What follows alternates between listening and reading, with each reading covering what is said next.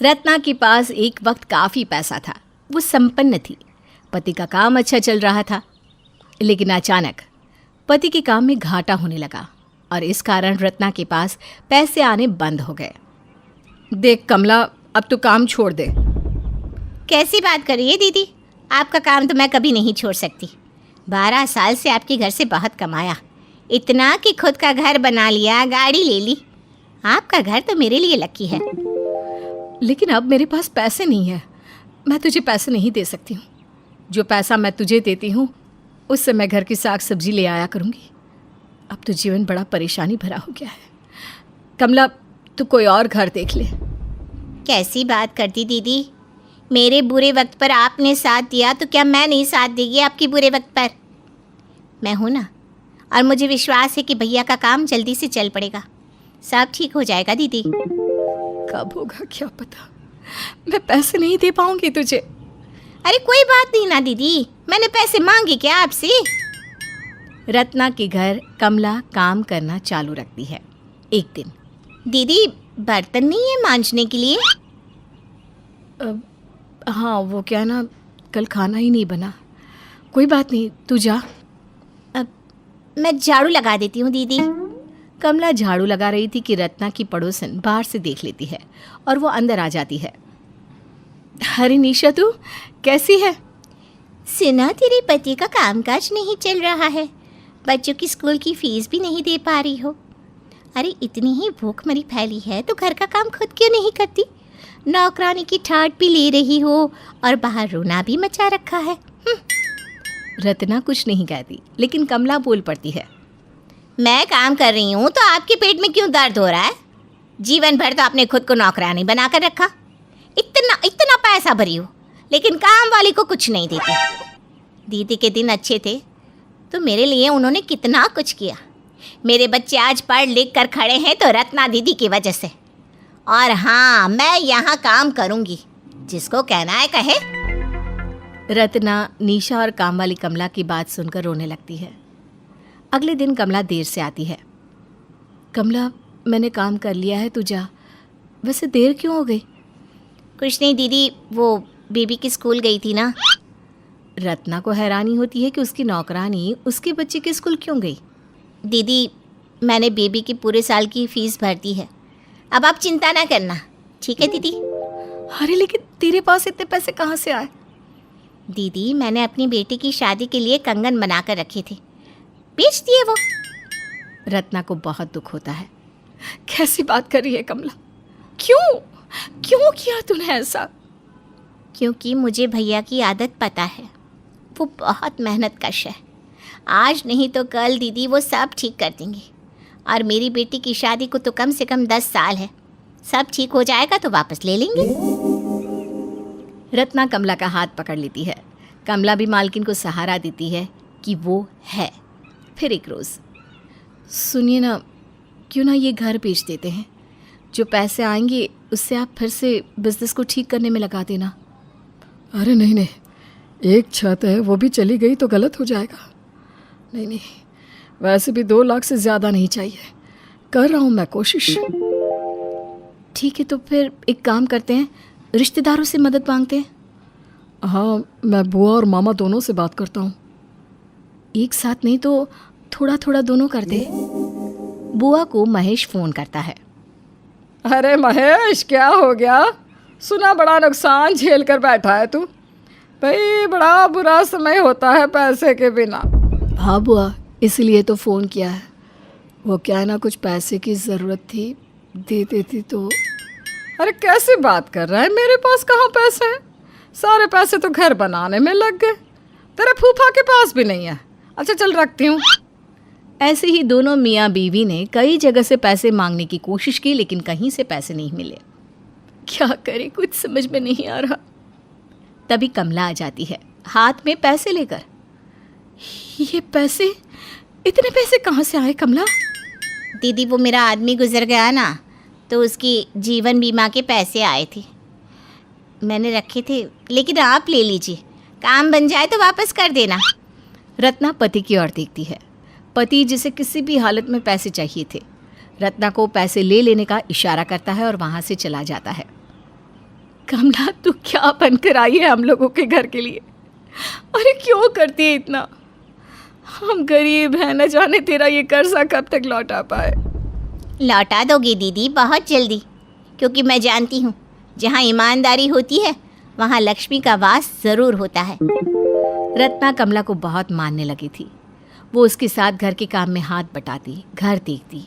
एक दिन, मम्मी दूध दो ना। बेटा दूध तो नहीं है। दूध क्या, घर पर राशन का एक दाना भी नहीं है। क्या होगा, कैसे होगा? मैं एक काम करती हूँ, कमला को 2 दिन ना आने को बोल देती हूँ। जब कोई खाना ही नहीं बनेगा तो बर्तन भी क्यों निकलेंगे? वैसे भी पहले ही इतना लेकर रखा है उससे। कमला, वो क्या है ना, हम 2 दिनों के लिए कहीं बाहर जा रहे हैं, तो तू ना आना। दीदी कहाँ जा रहे हो आप? मायके जा रही हूँ मुन्नी को लेकर। अब तुझसे क्या छुपाना कमला, घर में राशन का एक दाना नहीं है। मैं तो फिर भी रह लूँगी, लेकिन मुन्नी, तो मैंने सोचा मैं इसे लेकर 2 दिनों के लिए मम्मी के घर चली जाती हूँ। और फिर 2 दिनों के बाद? वो नहीं सोचा रे, देखते हैं क्या करती हूँ। दीदी एक बात बोलूं, बुरा तो नहीं मानोगी ना? अरे नहीं, तुम्हारी बात का कैसे बुरा मान सकती हूँ, बोलो ना। दीदी मेरे पास एक काम है आपके लिए। देखिए, छोटा मुंह बड़ी बात, लेकिन थोड़ा काम आप कर लोगे तो भैया को भी मदद मिल जाएगी ना। लेकिन मैं क्या कर सकती हूँ कमला, घर भी नहीं छोड़ सकती, मुन्नी छोटी है अभी। दीदी मैं कल आपके लिए काम लेकर आऊँगी। वो काम आप घर पर बैठकर भी कर सकती हो, और रोज़ के रोज़ पैसे भी मिलेंगे। अगले दिन कमला ढेर सारी अगरबत्ती का मटेरियल लेकर आ जाती है। दीदी रोज़ 100 अगरबत्ती घर बैठकर बनाओ, और शाम को कैश 200 रुपये पाओ, है ना? रोज़ की सब्जी भाजी का पैसा निकालने का बेस्ट स्कीम। मैं रोज़ लेकर आया करूँगी और रोज़ वापस ले जाया करूँगी, ठीक है? रत्ना की आंख में आंसू आ जाते हैं। कमला कभी कोई सब्जी उठा लाती तो कभी बच्ची के लिए कोई टॉफ़ी। घर ठीक से चल रहा था कि एक रोज़, रत्ना, ओ मेरी रत्ना, हम लोगों के दुख का समय खत्म। ये देखो कितना बड़ा ऑर्डर मिला है, और तो और एडवांस पैसे भी। बस 2 महीने में सब पहले जैसा हो जाएगा। रत्ना भगवान का हाथ जोड़कर शुक्रिया करती है। अगले रोज़ जब कमला आती है तो रत्ना उसे सारी बात बताती है। अरे दीदी, मैं ना कहती थी दीदी सब पहले जैसा हो जाएगा, आप देखिए आप। दीदी आप ना भगवान का एक छोटा सा कीर्तन करवा लो, सारे रिश्तेदार को बुला लेना, सबका आशीर्वाद भी मिल जाएगा और सबको पता भी लग जाएगा कि आप लोग फिर से अच्छे हो गए हो। रत्ना को कमला की बात अच्छी लगती है। वो आस पड़ोस और रिश्तेदारों को घर बुलाती है और एक कीर्तन रखती है। कीर्तन के दौरान, कमला वो ज़रा भगवान की फूल उठा दे। कमला देने ही वाली होती है कि बुआ फूलों की टोकरी छीन लेती है। नौकरानी कहीं की, हट यहाँ से। नौकरानी जल्दी से बुआ के हाथ में फूल दे देती है। माफ़ करना बुआ जी। ये बोलकर वो अंदर चली जाती है। जब काफ़ी देर तक कमला नहीं दिखती तो, कमला, कमला। बुआ जी, कमला को देखा क्या? हाँ, डांटा है मैंने उसे। नौकरानी होकर सर पर चढ़ रही थी, देख अंदर गई है, कहीं कोई चोरी चकारी ना कर रही हो। रत्ना को बुआ की बात पर गुस्सा आता है, लेकिन वो कुछ नहीं कहती। वो अंदर जाती है जहाँ कमला मुन्नी को संभाल रही थी। दीदी वो क्या है ना, पूजा चल रही है ना, आप पूजा में बैठिए, मैं मुन्नी को देख रही हूँ। क्यों, तू पूजा नहीं करेगी? मैंने कर लिया है, जा, पंडित जी बुला रहे हैं। अरे नहीं दीदी, कैसी बात कर रही है वो? रत्ना कमला का हाथ पकड़कर उसे सबके सामने लाती है, आरती दिलाती है और कहती है, मेरे बुरे वक्त पर जब किसी ने मेरा साथ नहीं दिया, तब ये कमला ही थी जिसने मुझे थामा। मैं आज जो दोबारा खड़ी हो पाई हूँ वो सिर्फ कमला के कारण। मैं तो कहती हूँ कि मेरे जैसे गरीब को ऐसी अमीर नौकरानी मिल गई, ये मेरे अच्छे कर्म ही है। दीदी मैं भी जो कुछ हूँ आप ही के तो कारण। दोनों गले लग जाती हैं और देखने वाले देखते रह जाते हैं। राधा अपनी देवरानी निशा के घर जाती है। अरे निशा, जब देखो तब ये गणपति जी के आगे अगरबत्ती लगाती रहती है, कुछ करती भी है ये तेरे लिए?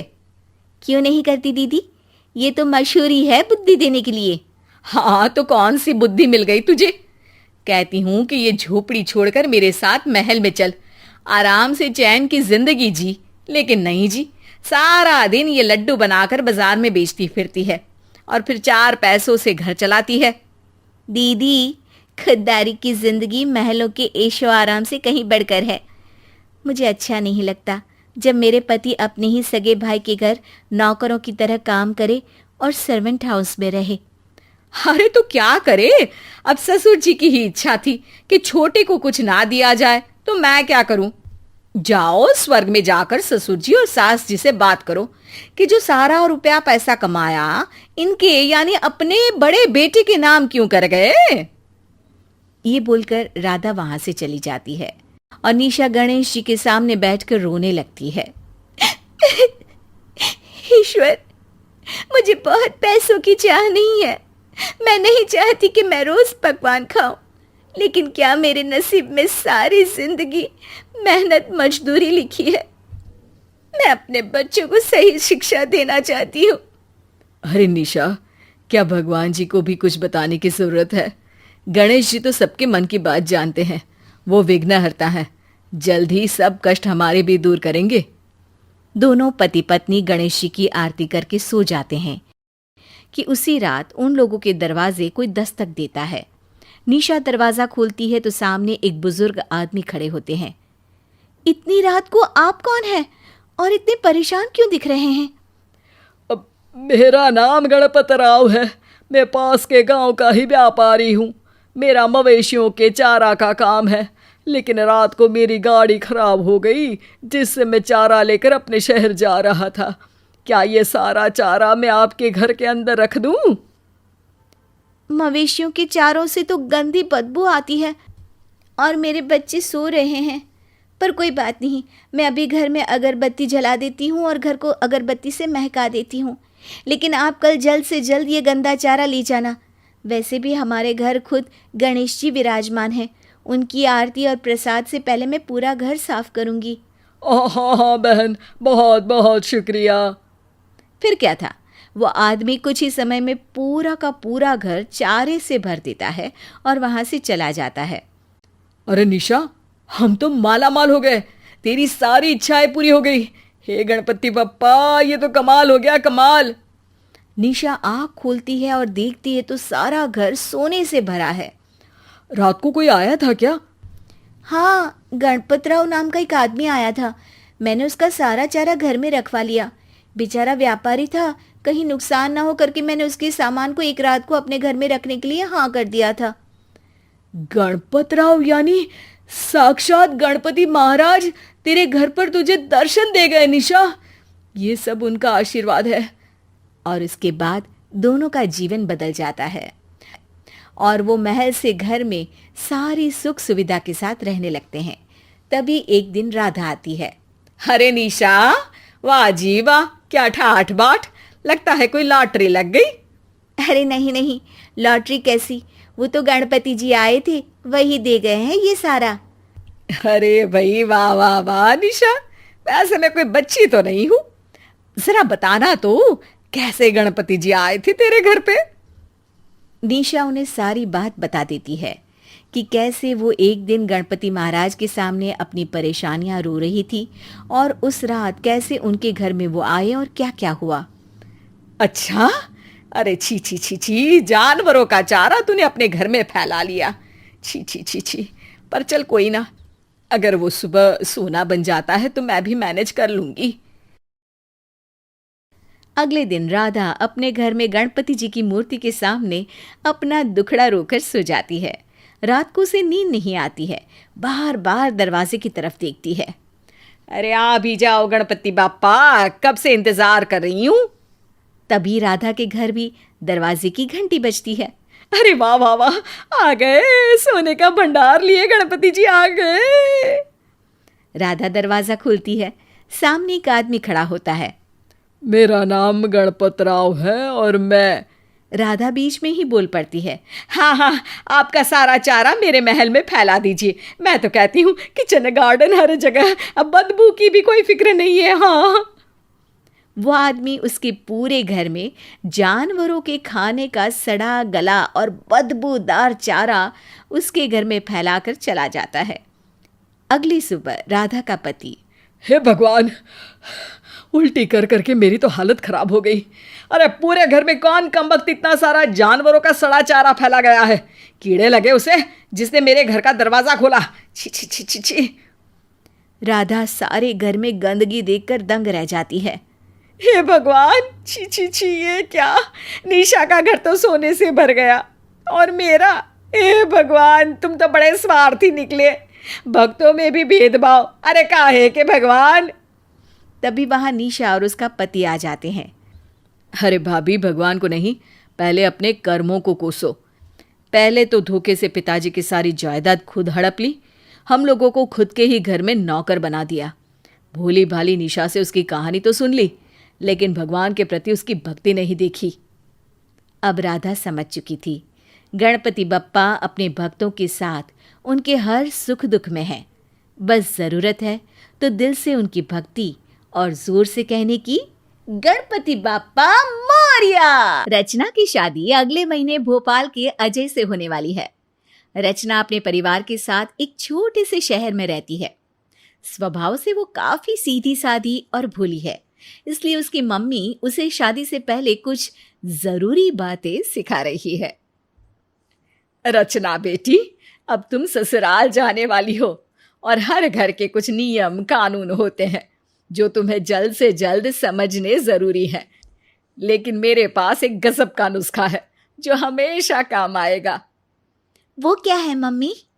सुनो, जैसे पति के दिल का रास्ता उसके पेट से होके गुजरता है ना, ठीक उसी तरह से सास के दिल का रास्ता उसके मुंह से होके गुजरता है।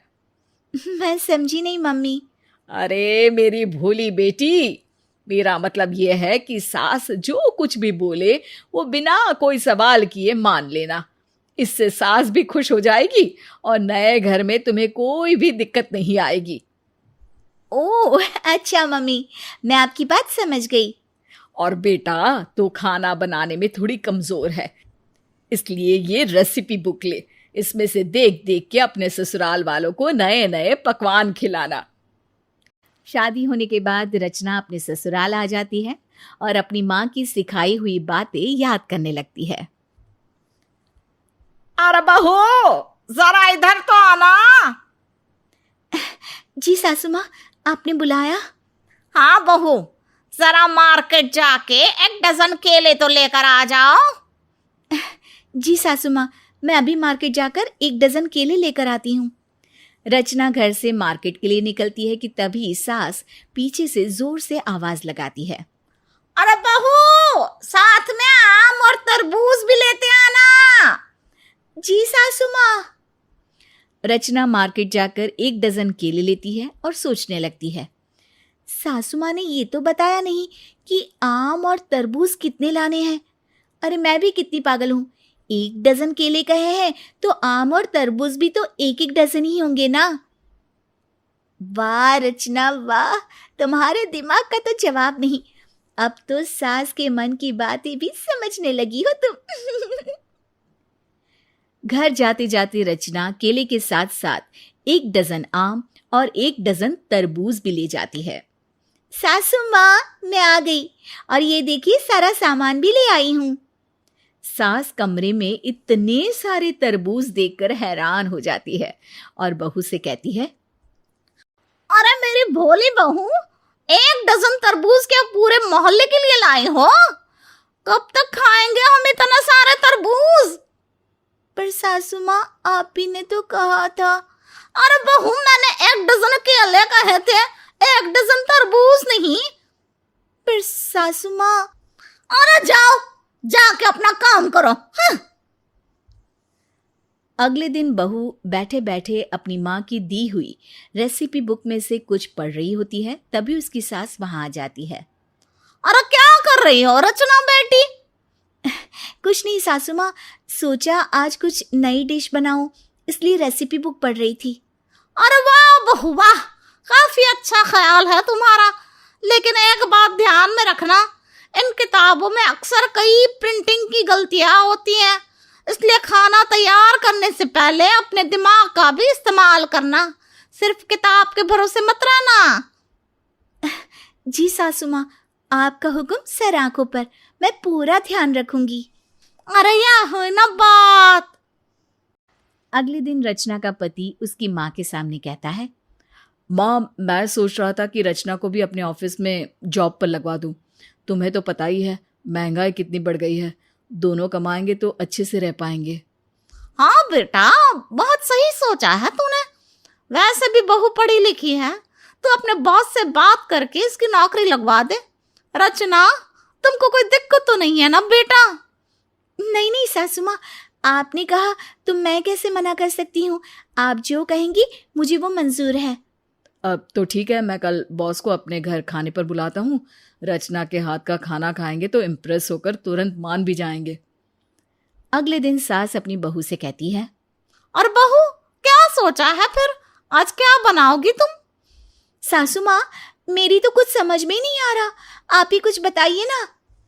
बहू, मैं तो कहती हूँ कुछ एक्सोटिक सा बनाओ, जिसे चखते ही अमित के बॉस खुश हो जाए। सही कहा आपने सासू माँ, मैं आज कुछ एक्सोटिक ही बनाऊंगी। रचना किचन में जाकर रेसिपी बुक में देखकर कुछ सोचती है। चलो आज तो चाइनीज बनाऊंगी, खुश हो जाएंगे सब। और रचना बुक में से देख देख कर चाइनीज बनाना शुरू करती है। ये डाला सोया सॉस और ये चिली सॉस, शिमला मिर्ची 100 ग्राम और ये आखिर में 2 चम्मच नमक। हो गया चाइनीज तैयार। रचना अपने पकाए हुए चाइनीज को देखकर कुछ सोचने लगती है। पर सासू माँ ने कहा था कि किताब की रेसिपी पर निर्भर मत रहना और अपने दिमाग का भी इस्तेमाल करना। अरे हाँ, अब समझ में आया कि ये चाइनीज में मैंने चाय तो मिला ही नहीं। अच्छा हुआ रचना, याद आ गया, वरना अमित की बॉस क्या सोचते। और इसके बाद रचना बनाए हुए चाइनीज में चाय मिला देती है कि तभी अमित की आवाज आती है। अरे रचना, हम बॉस आ गए हैं, जरा जल्दी से खाना लगा दो। हाँ, अभी लाई। रचना अपनी बनाई हुई डिश बाहर ले जाकर सबको परोसती है। अरे वाह, क्या बात है, चाइनीज सूप, आज तो मजा आ जाएगा। अरे अमित, तुम भी लो भाई। चाइनीज खाकर चाय का स्वाद आते ही बॉस का मुंह ऐसा हो जाता है मानो किसी ने महल का सपना दिखाकर झोपड़ी में भेज दिया हो। अरे रचना, ये क्या बना दिया तुमने? तुम क्या हमें जीते जी मारना चाहती हो? ये चाइनीज में चाय कौन मिलाता है? मुझे लगा कि नाम में ही चाय है तो मैंने उसमें चाय मिला दी। अच्छा हुआ फिर तो तुमने हमें इटालियन खाना नहीं खिलाया, वरना तुम तो खाने में ईंटें ही मिला देती। बॉस की बातें सुनकर सब लोग हंसने लगते हैं। अरे बहू को माफ कर दीजिए, बेचारी थोड़ी भोली है तो कभी कभी ऐसी गलतियां कर देती है। आप ना इसे काम पर रखिएगा, हाँ प्लीज। और भाभी जी, आप चिंता मत कीजिए, मैं तो रचना के स्वभाव से खुश हो गया हूँ। आखिर हम ऐसे लोगों को ही तो ढूंढते हैं जो हमारे साथ कभी धोखा ना करे और अपना समझ कर काम करे। और वो कहते हैं ना कि काम तो कोई भी सीख सकता है, लेकिन ईमानदारी और भोलापन वो तो अंदर से ही आता है। रचना, कल से तुम भी अमित के साथ काम पर आ जाना। Thank you sir. लेकिन हाँ, एक बात का ध्यान रखना, मेरे लिए फिर कभी खाना मत बना कर लाना।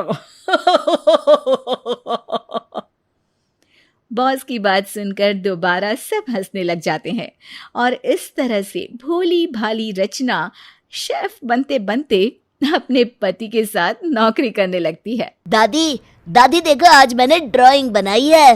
अरे वाह, मेरा पोता तो पेंटर बन गया। कितना सुंदर चित्र बनाता है तू। आज मैं तुझे तेरे पसंद की एक नहीं 2 आइसक्रीम खिलाऊंगी। हाँ। तभी वहां दीपा भागती हुई आती है। दादी, दादी देखिए, मैंने तो गोलू भैया से भी सुंदर ड्राइंग बनाई है। मुझे कितनी आइसक्रीम खिलाओगी? अच्छा, तो तुझे लगता है तू मेरे गोलू से अच्छी ड्राइंग बनाती है? जरा दिखा तो। ये ड्राइंग बनाई है तूने? अरे इतनी गंदी ड्राइंग तो आज तक मैंने नहीं देखी। चल भाग यहाँ से, बड़ी आई ड्राइंग वाली। अब जा यहाँ से। हॉल के दूसरे कोने में खड़ा विशाल सारा माजरा देख रहा होता है। कमला का गुस्सा जग जाहिर था, इसलिए कमला को जवाब देने की हिम्मत घर में किसी की भी नहीं होती थी। फिर एक दिन कमला बाथरूम से नहाकर बाहर निकलती है कि तभी जमीन पर पड़े खिलौने देखकर, अरे ये खिलौने यहाँ बाथरूम के सामने किसने बिखेर रखे हैं? जरूर दीपा ने ही रखे होंगे। ये लड़की कभी नहीं सुधरेगी, अभी बताती हूँ इसे। दीपा, अरे ओ दीपा, जरा यहाँ। तभी दीपा दौड़कर वहां आती है। क्या हुआ दादी, आपने बुलाया मुझे? अरे महारानी, एक बात बता, तुझे खेलने के लिए पूरे घर में सिर्फ यही एक जगह मिली थी? अभी अगर मैं गिर जाती तो? तभी वहां विशाल आ जाता है। क्या हुआ माँ? अरे तेरी आंखें हैं या बटन, तुझे दिखाई नहीं देता कि तेरी लाडली ने यहाँ बाथरूम के सामने खिलौने बिखेर के रखे हैं? अरे मैं फिसल कर नीचे गिर जाती और मेरे हाथ पैर टूट जाते तो? लेकिन माँ मेरी बात तो सुनो। अरे चुप कर। तभी गोलू खेलते खेलते वहां आ जाता है। अब ये खिलौने तो गोलू के हैं, वो सुबह से यहाँ खेल रहा था। अरे मेरे खिलौने? गोलू एक एक कर अपने खिलौने उठाने लगता है। कमला ये सब देख बगले झांकने लगती है और गोलू का हाथ पकड़कर कहती है, अरे गोलू बेटा, चल हम बाहर चल के खेलते हैं। इस तरह कमला गोलू को लेकर वहां से चली जाती है। विशाल की नज़र अपने पिता पर पड़ती है और वो बिना कुछ कहे अपने कमरे में चले जाते हैं। अपने पिता की इस चुप्पी पर विशाल दांत पीस के रह जाता है और वो अपने पिता को उनकी गलती का एहसास दिलाने की ठान लेता है। अगले दिन विशाल एक सूटकेस लेकर अपने पिता के पास जाता है और उनके पैर छूते हुए कहता है, चलता हूँ पिताजी, आशीर्वाद दीजिए। अरे अचानक ये सामान लेकर कहाँ जा रहे हो? मैं ये घर छोड़कर जा रहा हूँ। क्यों बेटा, क्या हुआ? तुम अचानक घर छोड़ने की बात क्यों कर रहे हो? देखिए पिताजी, सीधी सी बात है, मैं सारा दिन ऑफिस में काम करता हूँ। मेरे पीठ पीछे मेरे बच्चों के साथ इस घर में किस तरह का भेदभाव किया जाता है, कल से मैं सब देख चुका हूँ। इस घर की कोई बात आपसे भी तो छुपी नहीं है, सब कुछ आपकी आंखों के सामने होता है। मुझे और कुछ ज्यादा कहने की जरूरत नहीं है, आप खुद ही समझदार है। चलता हूं मैं। इस तरह विशाल अपने बच्चों को लेकर वहां से चला जाता है। शाम को कमला शॉपिंग करके घर वापस आती है। गोलू बेटा, अरे ओ गोलू बेटा, जल्दी यहाँ देख, मैं तेरे लिए बाजार से कितनी अच्छी अच्छी चीजें लेकर आई हूँ। तभी वहां विशाल के पिता आते हैं। किसे आवाज दे रही हो?